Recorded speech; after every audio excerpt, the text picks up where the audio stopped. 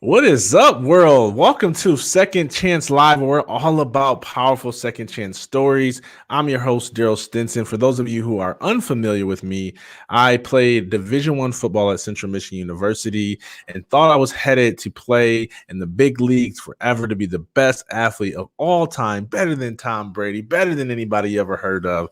And a back injury took that dream away from me. And because I didn't think I had purpose or identity or meaning beyond sports, I thought the only gift that I had to give the world was my athletic ability, but I was wrong. And that led me to a depression, which led me to more depression, which led me to more depression, which led me to multiple suicide attempts. And thank God I had a turnaround experience in the psychiatric unit that gave me something dangerous, Cletus: hope. And when I got hope, I got dangerous and rebuilt my life, found my identity, found my purpose, became a 2-time TEDx speaker and a best-selling author, and have the opportunity to be connected with amazing people like Cletus here. And I'm really excited to hear you share his story with you guys, because we connected and I heard pieces of it and parts of it. And I want to dig a little bit more. He understands the athlete transition space well.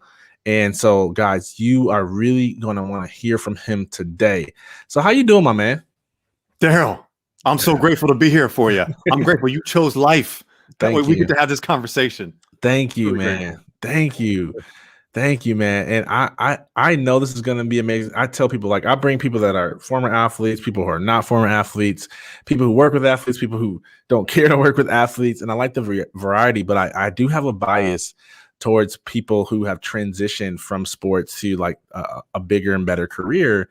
And I use those words intentionally. And you are one of those people, because you get it from both sides. You get what that first love is, and you get what it is to go through that valley and make it into a new season, man. And so, guys, here's what I want to do. I want to know. I want you to do me a favor, okay? We're going to talk about transition. We're going to talk about his time as a professional athlete and a world champion. We're going to talk about what he's doing now, his expertise, man. He's a speaker. He's a coach. He's got a podcast that's amazing. I want to share that with you guys as well. And so, while we are discussing, I want you to be thinking about who you know, who you like, who's stalking on social media that needs to be a part of this discussion. We'd love for you to just click that share button, invite them to be a part of this conversation. And so I'm done running my commercials, man. Just want to put the spotlight on you. Let the people know a little bit about your journey. Like, how did you become an elite athlete? Well, I'll tell you this, and just to your point about those watching, getting friends here, Daryl, you and I have had a couple of conversations, and more than most in this space, I tightly aligned with you so much. And I'm grateful that we had opportunity to connect, and we're doing these types of collaborations, because this is going to be a real fruitful opportunity. I think between you and I here, there'll be a lot of value thrown.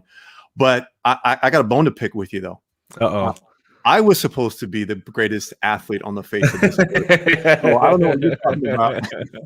All right. I know.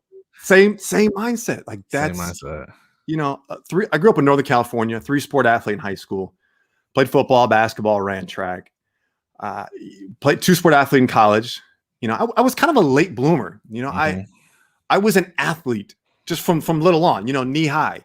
And my parents threw me into everything, even from gymnastics, swimming, baseball. I mean, I tried it all. And you did gymnastics? Had to. Itty bitty, I had to jump in the foam pits. That's what I really wanted.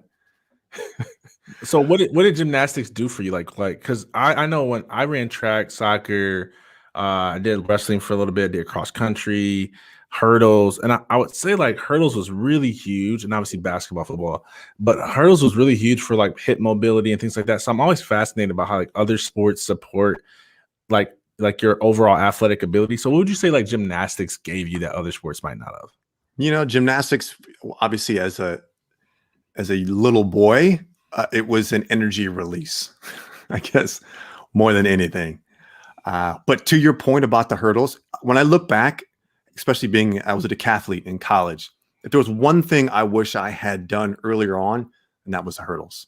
Not beyond the hip mobility and all that, just the mental. The mentality is a beast. It's a beast. Yeah. It's a beast. but a really, really cool event. Yeah, for sure. But I interrupted you. My bad. Go ahead. Continue the story. Yeah, no, anytime, man, jump in. And so, I was an athlete, and I could go and, went to a very, very good school, high school in Northern California, very athletic minded school, played varsity football, sophomore, junior, senior year, basketball team. At the time, we had one of the most wins in school history. I was a 3-time state qualifier in track and field in California, which is a challenge. So, I had all the success. I was an athlete, and yet I didn't really, I was all spread out all over the place. I didn't really specialize in any one thing. And once I got into college, I was able to start to do that. Although I still diversified, I ran track and played football. I went to a small school in Portland, Oregon, Lewis and Clark College, not known for its athletic prowess, more its liberal arts. But, I got to step on the field as a freshman, and I started both ways, freshman, receiver and defensive back. I was there to play football, and I got to play a lot of football. And I got better, and I continued to get better. And it was my senior year where I'm looking down the tunnel going, okay, like this is it. This is my last shot at it. And I don't know if it was my dream that I really wanted to go be a professional athlete or just desperation, because I just needed another season.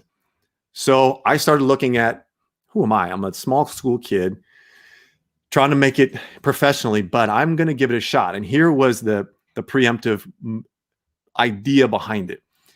I wanted to go into broadcasting. So I got an internship with ABC Sports. Was down in San Francisco, interning there. I was in the, interning at a broadcasting sports. It's all about clips, right? I'm all cutting, editing film, and that's all I did. But Mike Schumann is a former receiver for the 49ers, grabbed me one day and he said, hey, let's go to the preseason Oakland Raiders, Seattle Seahawks game. I'm like, sweet, let's do it. So I get to sit in the press box. And he says, let's go down the sideline. Go down the sideline, and we're watching the game. And all of a sudden, it hit me. Out on the field for the Seahawks, they had brought in an undrafted free agent by the name of John Kitna. John Kitna, I had just played against because he went to Central Washington University, small school kid. I saw myself out there, and I thought, dude, I can do this. I played this guy against him for the last 2 years. Right. That started the wheels. Yeah. And out came, got to make the highlight tape. Now, again, I'm dating myself here a bit when I say that I had to make VHS tapes of myself. So, I had to snail mail. It wasn't like I could Dropbox it to a coach. Yeah. Snail mail, VHS tapes. And at the time, the Canadian Football League was in the US. The NFL expanded to Europe. The Arena Football League has started getting contracts with ESPN.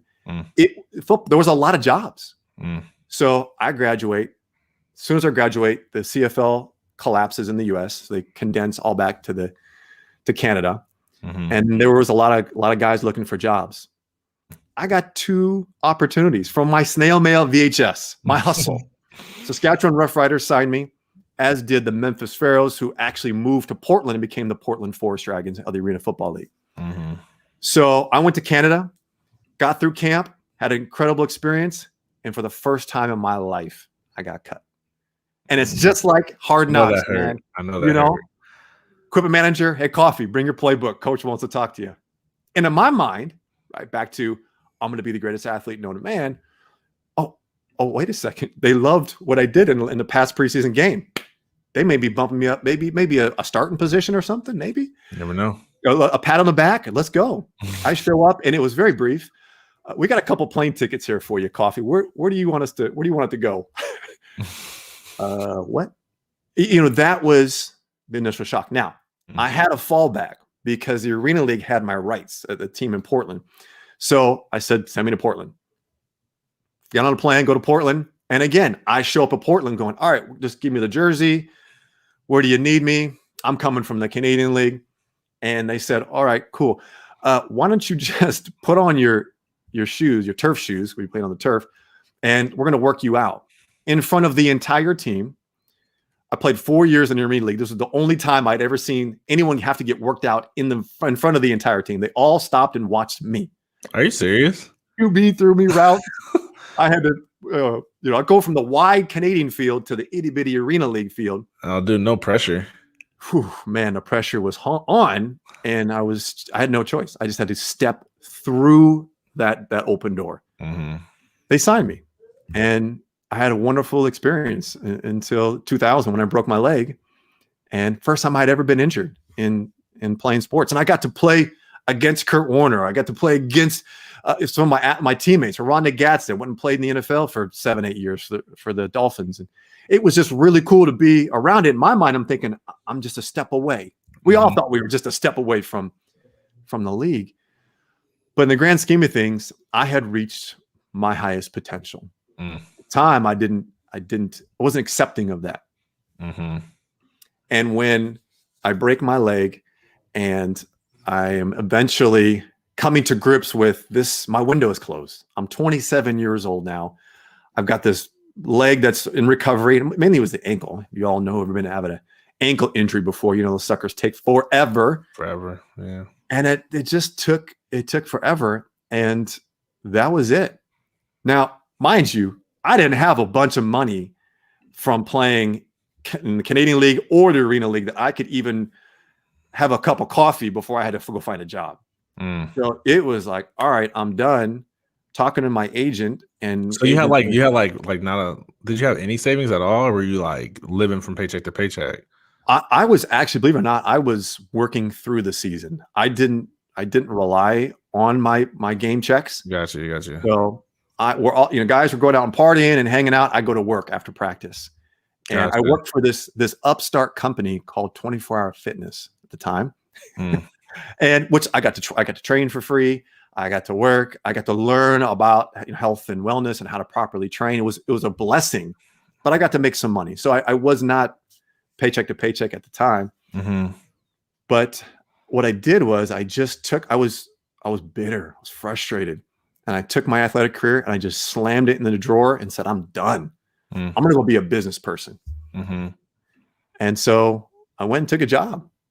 And that started a decade plus of odds and ends jobs, bouncing around, thinking, oh, hey, Cletus, once you go into sales, you're an athlete. Athletes are great in sales. Mm-hmm. I tried sales. I'm going, I've had mediocre success, but this doesn't feel right. It's not fun for me. Mm-hmm. Meanwhile, my head is back on the game, going, seeing my friends still playing, watching them on TV, going, I want to be out there and doing that. So, I really was struggling with where to go, what to do, until it was about 7 years in that I found something that really turned me on, entrepreneurship. And it was the first time that I found something that I thought, oh, this is kind of like being an athlete. I get to set my own goals. I get to take my own risks. I get to structure my own thing. I get to be the coach. I get to, develop my team. And I felt at home again. Problem was, I didn't know anything about business, entrepreneurship. I didn't know any entrepreneurs. I don't know many to even ask questions about. But in me being me, I just dove right in. Like, let's go. Mm-hmm. And that started the process of me starting my first company, which was in the financial industry because I was chasing money. I was behind. All my peers had already been 7-8 years into their careers, making money, moving up the ladder, getting stock options. And I've got football player on my resume, And so I was comparing myself to others, trying to play catch up. So I started chasing money, only to find that was causing even more problems. And primarily because I was chasing money doing things that I didn't really like doing. I didn't like being in the financial business. It just wasn't for me. I didn't like the paperwork. I didn't like have to sell stuff that I was trying to wrap my head around. I couldn't even get my hand around it. So it was a big challenge for me, but I felt stuck. I'm taking investors' money to start this company. And then I got bailed out, essentially.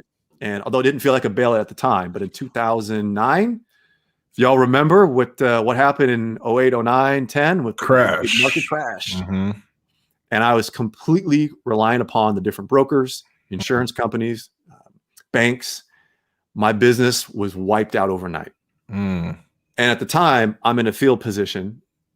in my house, can't sleep. I'm just stressing over. I got employees to keep employed. I got lights, lease on my space. I got investors, and I was hurting for sure. And it was the end. Like, there was nothing I could have done to have saved it. I lost it all. And so now I'm broke. Getting called by creditors left and right, from everything from my copy machine to my rent, to people that I owed for events I had done.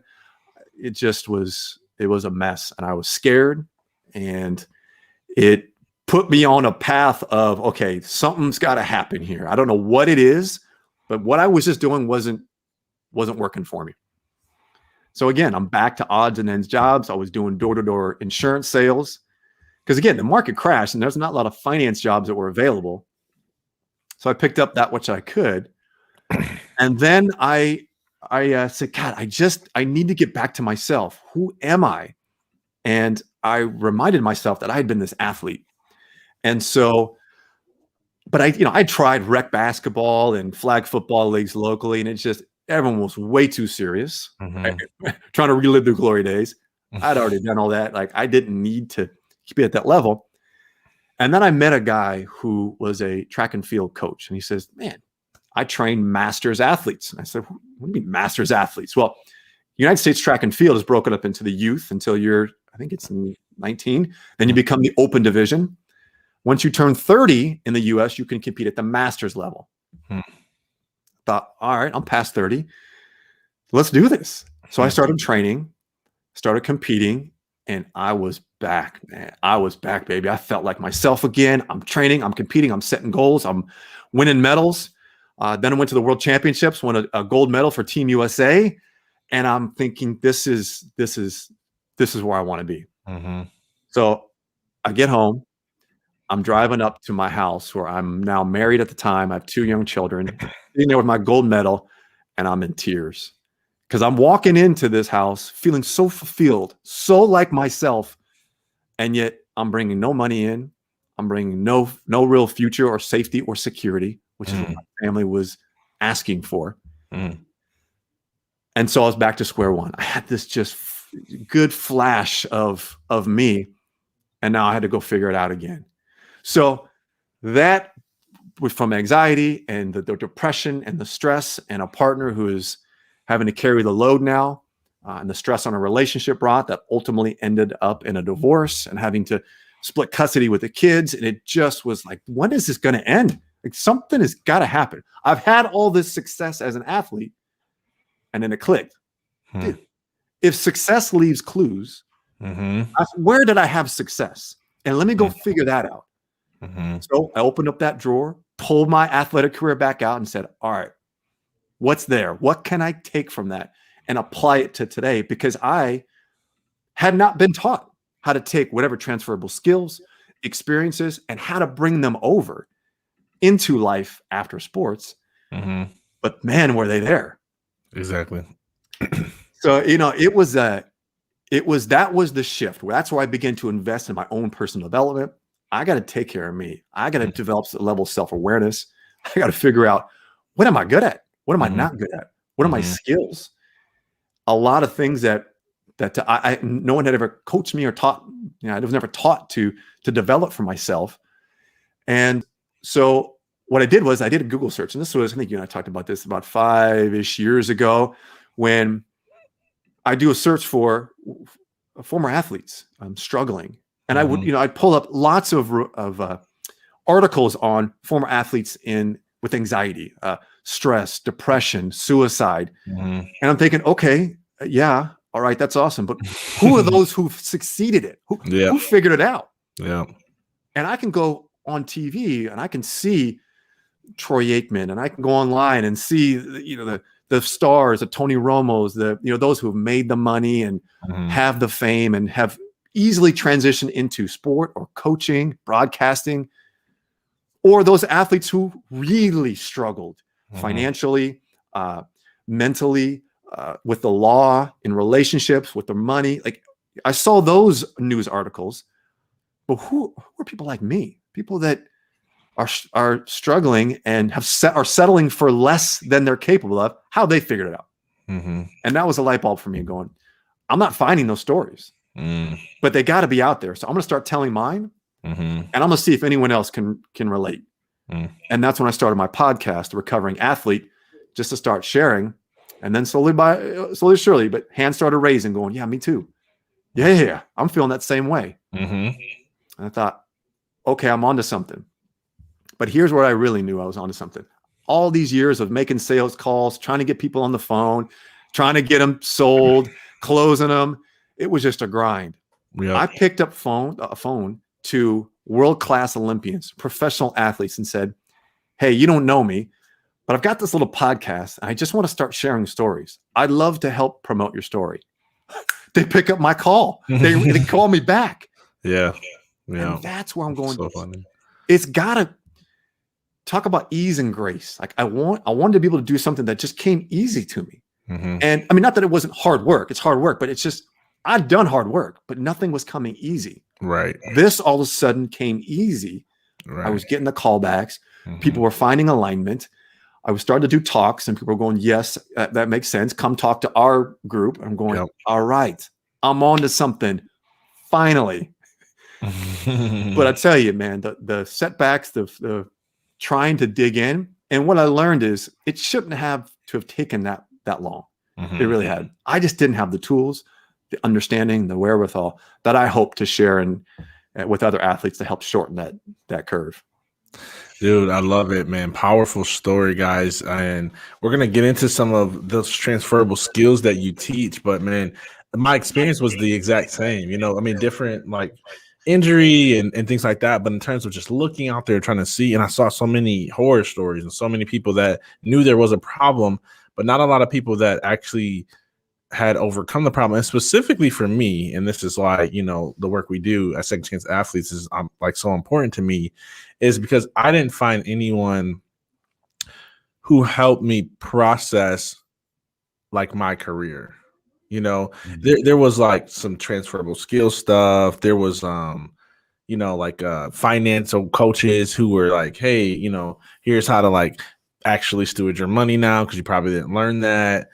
There was counselors who would maybe address mental illnesses, but I'm like, man, I wanted to talk to the elite athletes that were like, man, I know you missed a game.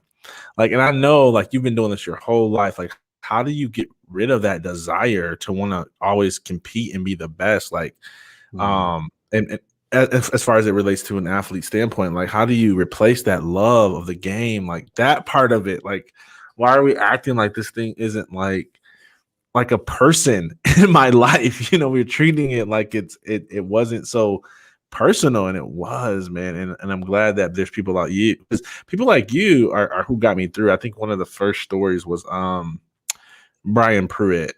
He was an All-American running back. Came from CMU. Same deal. He was like top in the nation. Got hurt and didn't have the opportunity to play at the next level. That at the end of the day, that was it, right? And I was like, he's got to be able to understand, because like I remember like he still has records, you know. And so I'm like, I asked him, I'm like, man, you know, like how did you handle that? And his answer was just like, it sucked. You know, and I was like, at least that's what I was looking for. Somebody to tell me like, man, this sucks and it takes time, and you gotta like be thankful for what the sport gave you. You can't be bitter towards coaches and who didn't support you and who no longer like cheers for you. And you've got to like focus, and there is something that like will fulfill you like sports once did. There is something that you're great at other than like your athletic ability. And I know you carry that same message, man. So thank you for that. And, you know, I want to get into some of the stuff you teach. Because I think transferable skills are so important. And I don't cover it as much in my book. I don't know if you read it or not, but I don't cover it as much in my book because I know there's people who really like you who really, really teach it. I wanted to focus my book more on like the grieving and the processing aspect. There is some transferable skills. Like I teach what I call the secret sauce, you know, which is transferable skills. But I'm curious to hear your take. What do you think, or what do you know is a transferable skill that athletes can use beyond sports to really achieve that high level of success, because I believe that's so important. Like, I don't think it's enough for elite athletes to be average. Like, that's not fulfilling. Like, you can't go from the top of an industry, top 1%, and then like be like top 80. You just can't. It doesn't. It's like you're not going to be happy. Like, you were like made for the top. So I'm curious to hear from you. First, let me say that for those of you that are listening that are athletes on any level, whether that was high school, college, NAIA, Division III, FBS school, professional Olympian, like whatever spectrum you were at, you did something unique that not many people have. You were exposed to, and whether you sat the bench or you were all state, it doesn't matter. You were exposed to something that not many people take the opportunity to, or get the opportunity, the chance, or even jump into it on their own. And that is being an athlete and what comes with an athlete. And so, I can talk to most any athlete, and I won't know the details of their career, but I know the blood, the sweat, the tears that went into the effort, the hard work that went into that craft. And so we automatically got something on some rapport and on mutual level from that. And so what I talk about is that there's a DNA in that. We have an athlete DNA. And the things that people look at us and go, what do you mean you were up at 6 a.m. doing weight training? Then, back in our day, we had 2-a-days or 3-a-days. And then you guys had study session at night. And then, oh, by the way, we had to go to school on top of that. Or we had a social life. Why would you do that to you? And you're banging your head against someone else's head. And, there's a lot of things that a lot of people don't understand unless you've gone through it. And so that athlete DNA, because it doesn't matter where the reason why you got into sports, maybe it was to hang out with friends, maybe because you wanted to be a collegiate athlete or professional athlete. Like it doesn't matter. Something brought you there, a drive, a fire that's in you. And I believe that we all as athletes have this fire, and we were able to put that fire towards sport. When we retire, when we end, again, at whatever level, that fire is still burning. You still have it in you, that athlete DNA. And we are failing to find places to fulfill that fire, to feel it. So then it burns. And then what happens is resentment starts to build up. Your self-esteem, which was once attached to that scoreboard of life, our performance as athletes. We're looking at our performance in life after sports and going, I'm not happy. I'm not fulfilled. What's wrong with me? All that stuff. So one of the first steps we try to do is really reconnect with the athlete DNA and open that drawer back up, pull that career out. And what were the things that you did well? Some of us were captains and leaders. Some of us were role players. And whether we were, coming off the bench or we were on the line or, whatever, we were supportive roles in that. And we did it well to our best of our ability. So I think the self-awareness piece is one that I really wish I had understood prior to ending my career. What was I good at? What was I not good at? And the big question that I always like to ask is, what does the marketplace say about you? Because we used to have coaches that would give us immediate feedback. Hey, Coffey, here's what you're doing well. Here's what you're not doing well. And then life after sports, we don't have that marketplace feedback. And so we think we are doing something well, or we think we're good at this, and yet those who are around us maybe are not willing to share or afraid to share or don't want to hurt our feelings. And so I encourage us to ask those questions, which requires the one thing that we work on in sport, and that's vulnerability. And nobody does that. We don't do vulnerability, man. That's a cuss word. Vulnerability is a curse word, man. Don't say that. Absolutely. Dude, vulnerability is so hard for athletes because we were taught not to show weakness. Like to show weakness was to give your opponent an area where they could attack. And I always say, like, it's cool if we're talking about athletic performance, like against an opponent, but now we're talking about life beyond the scoreboard, right? It's not good. Vulnerability is actually the opposite. It's actually applauded. It's actually healthy. It's actually what you need. And so, like, I'm glad that you brought that up. and I'd love for you to talk about, like, how have you seen vulnerability play out in your own life? What has it done for you? 100%. The biggest benefit of vulnerability in my life was I was stuck and couldn't figure out how to get over this hurdle that was in front of me.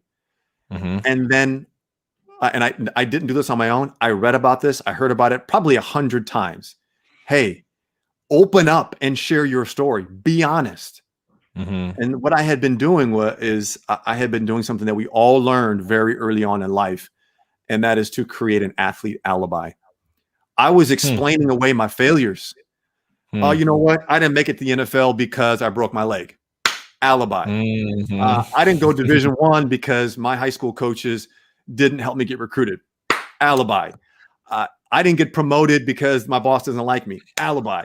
We didn't win the champ, blah, blah, blah, blah, blah. And we're taught it very early on as young people, because we come home and we lost the game. And what happens? Mom or dad says, oh, the ref blew that call. If they didn't, miss that, you guys would have won. Alibi. So we start to form this paradigm that, oh yeah, someone else screwed us. It's their fault. It's not mine. Wow. And my biggest fear was later in my life, looking in the mirror and saying, gosh, if I only had the courage to accept my failures, own them, and then rewrite my life. I didn't want to have that conversation. So to break through that, I had to start, sharing myself, saying, hey, I didn't make it because of this, and I own this, and I went broke and lost everything because, the market crashed, but you know what? I'm responsible ultimately.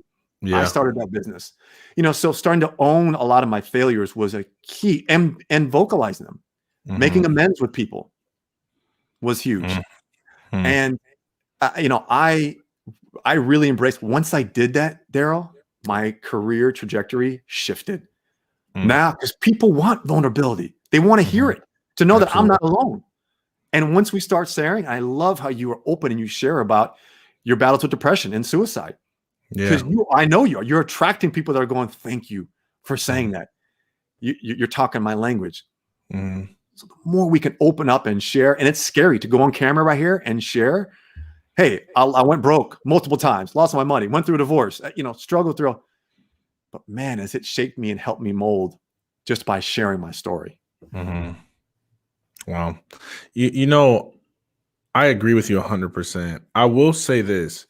I've evolved a little bit, and I'm gonna stay here, and then I want to shift a little bit into just the industry as a whole, because I don't always get to talk to people who are doing the work, right, with the athletes in the trenches, and you're doing that. So I'd love to just talk some real, like, high level industry stuff. But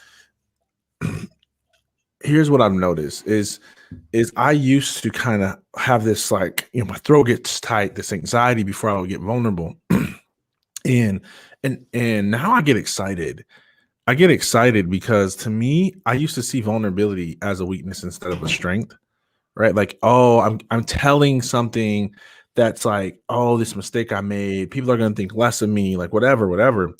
I reframed it, and I now see it as a strength. And I'm like, it's almost like I don't want to say show off moment, but when you think about it, think of your favorite, like, superhero movie. The best part of the movie is always when your favorite character is, like, getting their tail whipped, and then they find the strength to keep pressing forward. Like, that's what I see when I think of people's failures, mistakes, like those vulnerable moments of our life, the things that you shared of, like, losing money. It's like, man, I see it as like, man, you were down at your lowest, but somehow you found strength to push through that point. And so I don't judge you by where you were. Like, I applaud you for where you are. And that's what vulnerability is like to me. And so, like, I'll be, like, ready to share vulnerability, and people will be on a whole different, like, understanding of that than me. So like I'll be, like, sharing it and, like, on it, and then they'll be like, oh, thank you so much. Oh my gosh, I know that had to be hard for you. I'm like, it's so crazy. It's not hard for me anymore because I reframed it. And I think that's a powerful reframe. Here's why. Okay, and I'm done preaching. I think it's a powerful reframe because of this. People love to show strengths. They don't love to show weaknesses. Okay. And when you see weaknesses as strength, that's when you share more. And then here's the thing. Here's where it really gets powerful. Okay. Because people no longer have to pretend. That's when it gets powerful. Like, imagine a world where nobody's pretending.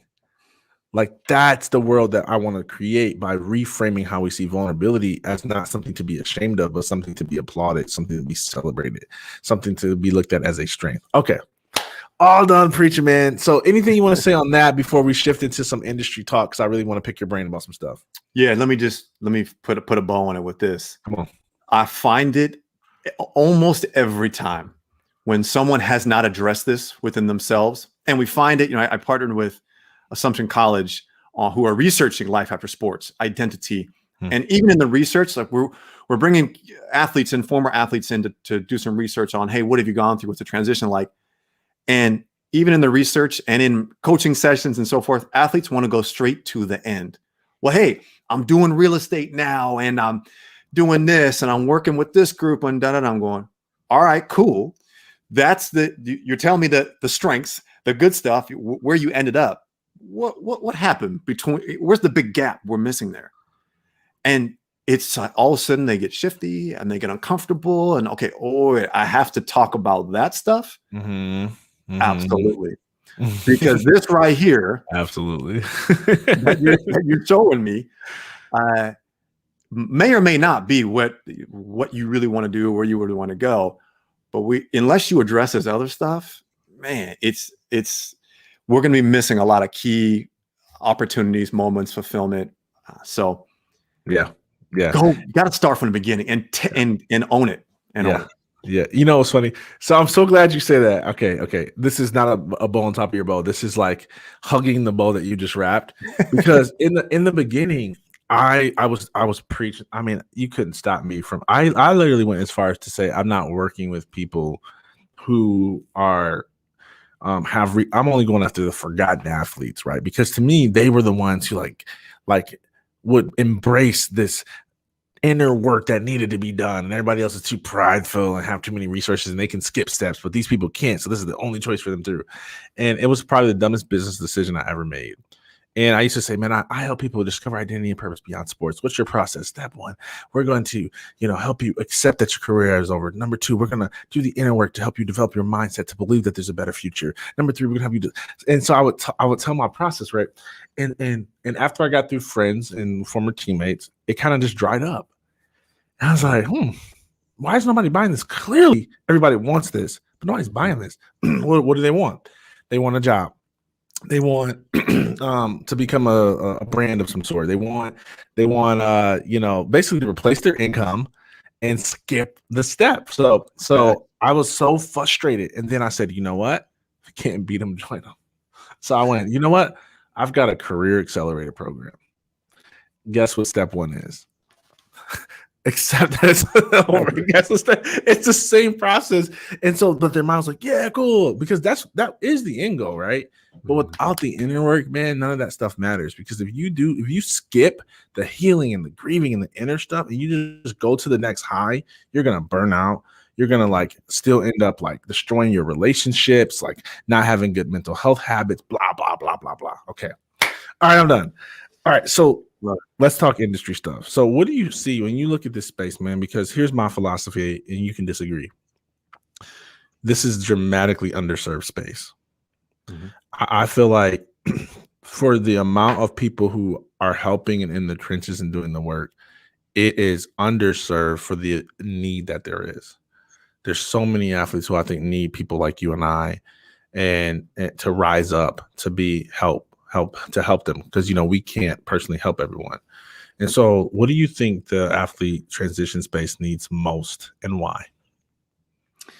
So I agree, man. We are on the forefront of something that is growing, and I'm grateful to be in the space with people like you and being in the forefront. I also know that a lot of people are jumping in with, hey, I want to help with mental health. And that's great. We need more people having this conversation. However, we need more people that are serious about it and really want to do this. And it's not just, hey, this is what's hot right now. And, let me do that. So we really need people that are all in, that are really committed to making this change and this shift, and are doing so in meaningful ways. So Yeah, I think this space is growing. I think what we really need though, and here's the reason why we need more people talking about this, because one of the biggest challenges I see is people don't know what they don't know. And a lot of former athletes don't recognize a lot of the hurdles that sports has put in front of them that are there unknowingly. So they're struggling, they're settling for less, wondering what's wrong with me, and comparing themselves to their neighbor, to their colleague at work, who is not them.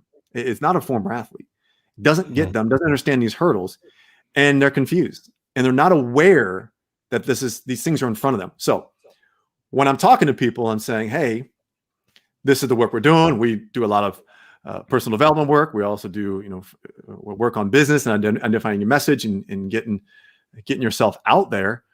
And there's a lot of pushback because it's like, hold on a second, Cletus.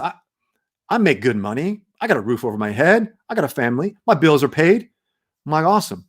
What's it feel like walking every day home into your house? Like, how do you feel? Yes. Unfulfilled. Yes, exactly. Yeah. And so there's the unconscious incompetence. Like they're not even aware of it. And so it's going to take more of us people out there sharing this message, doing these calls. So it's not just Cletus or just Daryl going, hey, this is serious. Y'all need to take a look at this. And I'm going, man, what is he up to? Blah, blah, blah. And so I really think that getting the biggest challenge I'm finding is that just the unawareness that people just don't know. And the more that we can raise awareness, the more we're going to get people raising their hand going, okay, cool, I'm in. Because I'll tell you this, you can go work with Tony Robbins and, whoever else in the personal development space or entrepreneur space. And there's plenty of people. However, there's two people right here on this call that get you as an athlete. And I've read the books, I've gone to the seminars, I've taken the programs, and they still weren't clicking for me because they just weren't talking to me, my DNA. And I just think that's where we can really carve a good path in this industry. I love it, man. I agree.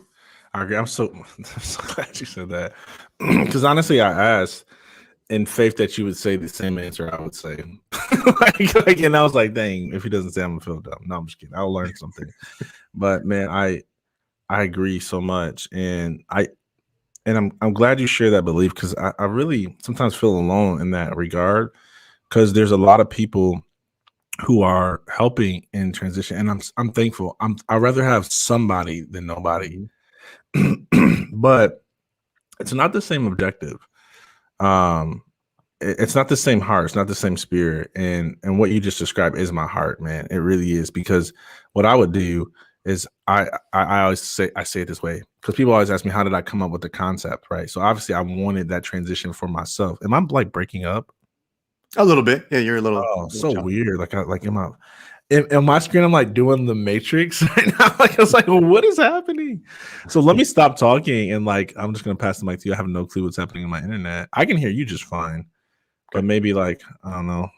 Oh, I think I know what it is. Okay, hold on one second. So usually it's me. Usually it's me because I have kids at home on Zoom, sucking the internet, but no one's here right now. So.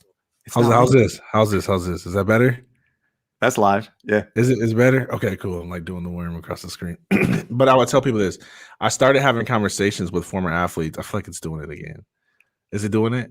Yeah, a little bit. Okay, I'm done talking. I'm just going to ask questions. I'm just I'm so mad. I want to say this. So listen, just go get the book, guys. It's what I'm getting ready to say is in the book. All right. So tell me this. Let me know one of your favorite stories of working with an athlete, like taking them from Z to A or A to Z. Like what's one of your favorite stories? And when you look at your career in this space, 10 years from now, what do you want people to say about having worked with you? Man, awesome questions. Yeah. So I'll talk about one that's relatively recently. Probably one of the most decorated high school athletes in history of our country. And, she was Miss New York in 2 sports, basketball and softball, and went on to play basketball at Duke University. I mean, you talk about athletic career, inducted into the National High School Hall of Fame. I mean, just an athlete who I would dream of being. And she went on into the coaching industry, followed the cliche. Right? There was the cliche thing that a lot of people told me, Cletus, just go into coaching. Look, I love coaches. I love coaching. It just wasn't the industry that was calling to me. I was clear on that. And so she went into that industry, and she took her success on the court and immediately had success in coaching. I mean, coach of the year, went to league finals. I mean, was just at a Division II school. I mean, very, very successful as a coach for 13 years. But then it began to shift for her, going, wait a second. This is a college that is built on finances and wins and losses. This has become more of an entertainment thing than it is making the impact that I want to make. And so for her discovery, she was aligning with, well, gosh, what's the ultimate impact, lasting impact that I want to make on these, it was girls basketball, these girls' lives. And it wasn't going out and winning another championship, but she didn't feel that within the constraints of NCAA and with the school that she could make the impact she wanted. So she retired, she quit. And everyone questioned her decision. What do you mean? You're so successful. You're this, she was a coach of the year multiple times. And she didn't know where to go. She didn't know the next step, but she just knew she didn't want to do that anymore. And so she started her own basketball academy. And again, her name and her experience brought a lot of success to her academy. But she just kept saying, like, I'm stuck. I'm running this academy, brings in a little bit of money here and there, but I'm still lacking on impact. And so she went through my program, and I mean, talk about pulling back the layers of the onion, really getting, things that she thought she was wanting to do when she realized that, gosh, that's not really who I am, what I wanted to do. And she was afraid to share and get on social media and talk about what she's doing. And actually COVID actually helped with this, because her academies got shut down, and she was almost forced. And so we were working together at a perfect time, and I pushed her out there, and it is so cool to see her now posting on social media. She's hosting webinars, getting coaches and parents and athletes together, doing exactly what she wanted to be doing in the first place. She just had to go through this process of understanding what she didn't want to do. And then we found each other at the right time. And it's really cool to see once it clicks for someone, right? And everything falls into an alignment. She's not doing it, for any other reason than, I just want to be of service. I want to help this community. And oh, by the way, it's become my life's work and my life's passion merging together. I love it. And so to your second question, what's the ultimate impact? It's that right there. I desire to see a world where athletes are making a greater impact in life than they ever did in sports. I want our athletic careers just to be a blip on our map of life. Now, an important one, a springboard that we can use, but a small one. And an example of someone who was doing this, and it just obviously got cut too short, was Kobe. I mean, he was going into so many cool things. I know, man. I know. Our kids and grandkids, if the opportunity, it didn't happen, but they would have looked back and said, "Oh, Kobe played basketball." I knew that's where he was going. That's what I want to create for athletes. Yeah.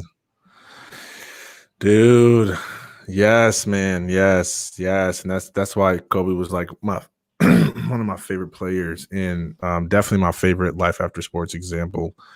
And so, man, I agree, man. Dude, I want to land the plane. What, man? How can we best support you, man? If people want to connect with you, what do you have to offer them, and then how can we support you? Yeah, no, and thank you. I'm at Cletus Coffey on all social channels, and as you see back here, it's EY. There you go, boom, CletusCoffey.com.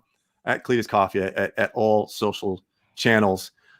That's really the easiest way to reach out to me and connect. I'm actually in the midst of, it's probably going to be next week, we are launching my new foundational program. And this has come from the last 2 years of doing boot camps and group coaching and individual coaching. And now I'm putting it online as well. So it's self-paced. It's called Rise of the Former Athlete. And it's a 4-pillar, 12-step process that athletes will go through, from feeling stuck, settling for mediocrity, going through the foundational steps, and basically getting them to the point where they are in alignment with who they are, what they want to create, what they're passionate about, what their high is in life after sports. And then we help them launch their message and their voice out there so they can start sharing it and connecting with those they want to be of service to out in life. So that's Rise of the Former Athlete. That is launching first week of March. And then, I've got my own group coaching and individual coaching that I'm still taking athletes through, which is, that's the fun stuff when you get to really dig in deep. But, we're growing this recovering athlete community, and I'm really excited to partner with Second Chance on this and how we can work together. And it's a community that's growing that I want to serve in so many ways I haven't even seen yet. So if you have ideas and thoughts, and those of you out there on ways we can serve former athletes and bring opportunities to them, we're building this community, and we'd love to work together. Yeah, man. Thank you. I appreciate that, guys. And sorry if I'm still lagging, but maybe it won't come through on the replay this way. But just want to encourage you, connect with us at secondchanceathletes.com as well, because we are building this ecosystem, this community, these collaborations, these connections to better serve the greater world population of athletes. And we got some really, really cool things getting ready to come out here. And we need more experts, more people who care. And so, like, if you have a passion to work with athletes, I mean, we got folks that are now getting certified in emotional intelligence, which is very important. More nutrition and wellness experts, which is very important, like transferable skills like Cletus, job placement, like counselors who can also offer telehealth is very important. So like the wraparound service model is what's going to help us better serve athletes. And it needs to be people who have the athlete's best interest in mind and don't want to just take photo opportunities and stuff like that, but actually care about the person before they even see the athlete per se. And so those are the type of people that we're looking for. So reach out to us, connect. We love to just have a conversation with you to see if we carry similar passions and if there's a way we can co-create together. So, man, this has been amazing. Thank you so much for your time. Make sure you guys go connect with Cletus at cletuscoffey.com. It's there on the screen, or on IG at Cletus Coffey. And we'll make sure that we drop that in the notes section as well. Guys, don't know how choppy I am, but remember, no matter how many mistakes you've made, no matter what you've been through, that life has a way of giving us second chances. And second chances exist so that we can finish strong. So make sure you go out there